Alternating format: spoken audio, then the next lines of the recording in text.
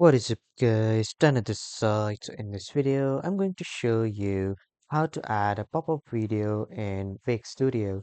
So first you need to head over to your Wix Studios website and then you just simply need to log in with your Wix Studios account credentials.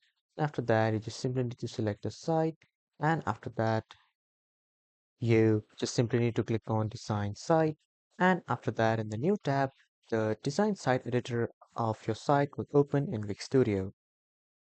And when the site editor is open, then on the left side, you just simply need to click on this plus icon to add elements. And after that, here, you just simply need to click on media. And then here in the video section, you will see the single video players.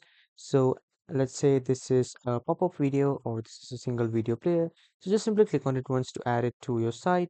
And then you can just simply move it or resize it according to your wish and requirements. So this is how you can add a pop-up video in your Wix website. That was all for this video, everyone. Thank you for watching.